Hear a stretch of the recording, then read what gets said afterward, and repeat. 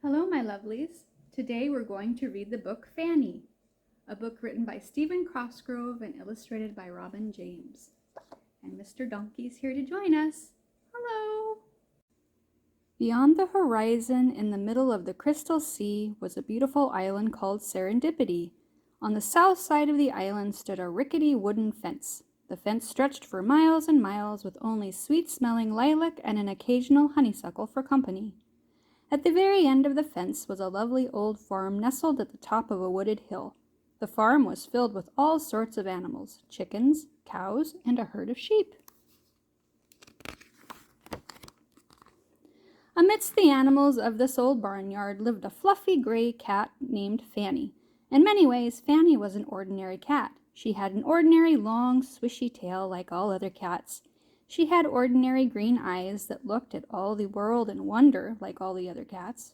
Ordinary, yes, but different too, for Fanny had but 3 legs. Because Fanny had only 3 legs instead of 4, she had to hobble and hop to and fro to get there and back again. She hopped to get a drink of milk, and afterwards she hopped atop the fence to sun herself on a warm spring day. Regardless that she had but 3 legs, she got around very well. In fact, she needed no help from any of the other animals in the barnyard. Oddly, the other farm animals rarely talked to Fanny because they felt it was kind of embarrassing to talk to someone who was handicapped. Whenever Fanny hobbled by, the chickens would turn their backs, ruffle their feathers, and look the other way. Sometimes a chick would try to talk to her, but one of the old hens would always come kickling and cackling and shoo the chick away. "Don't talk to her, little chick. It would do nothing more than embarrass her. Besides, she has nothing to say." Fanny would act as if she hadn't heard and hobbled on her way. Whenever she hopped by the barn, all of the cows would gawk and stare with big brown eyes as she passed. If one of the calves tried to stick its neck through the fence to talk to her, one of the old bossy milk cows would moo it away and say, "Don't stare, you silly calf. You'll just embarrass her. Besides, she has nothing to say." Fanny would just pretend she didn't hear as she batted at a bumblebee or a butterfly that happened to be flying by.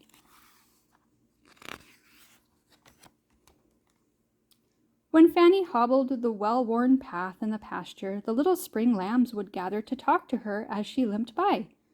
Little spring lambs loved to talk and share their adventures with anybody and everybody. No sooner would they start rushing through the clover than the old mother ewe would call to them, "Come back, little lambs, and don't be bad. You'll just embarrass her. Besides, she has nothing to say."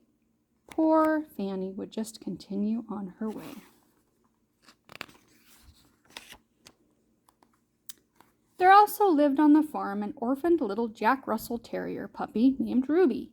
Ruby had no parents that anyone could remember and slept alone in the old barn that was filled with hay.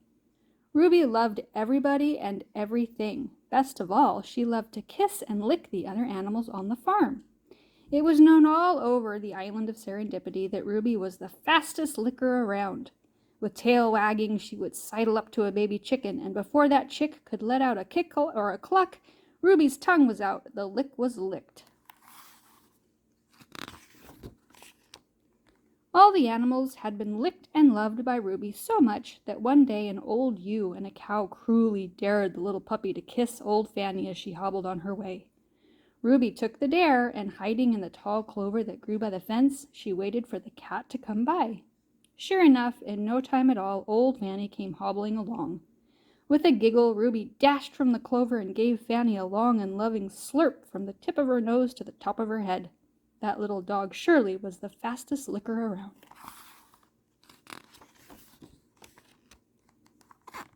Old Fanny didn't complain. She didn't say yuck, nor did she try to wipe the kiss away. Instead, she just licked and kissed that puppy right back, lick for lick. Contrary to what the barnyard animals had thought, Fanny wasn't embarrassed in the slightest, and she had a lot to say. Ruby and Fanny sat around for the longest time of times, just licking and loving and laughing about this and that. Later, in the old wooden barn, they lay down together in a warm fluff of hay, curled up in each other's love. From that day forward, the two of them were thought of as one, and together they shared all that the farm had to share. Together they hobbled and walked from here to there and back again. Together they stopped and talked to the chicks about the weather and the sunflowers that grew so very tall. The chicks were delighted to find that Fanny wasn't embarrassed by the fact that she had but 3 legs and that she had a lot to say. Together the dog and cat mooed with the calves in the dairy barn. The calves were so moved by what Fanny had to say that they shared some milk from the old bossy cow that just looked the other way. The cat mewed and meowed happily about her life on the farm, a long cat's tale she had never been able to share before. Together Fanny and Ruby walked through the meadow of deep purple clover, talking to the lambs as they frolicked and played. They, too, learned that this wonderful cat had a heart full of things she wanted to say.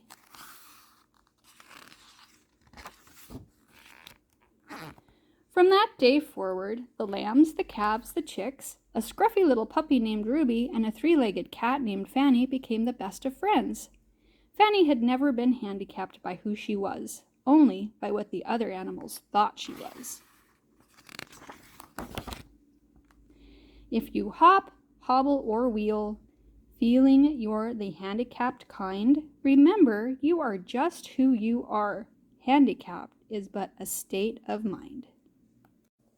Wow, what a great story. You'll run across all kinds of people that look different in life. The most important thing we can do is be a friend. Right, Donkey? That's right. See you next time. Love you.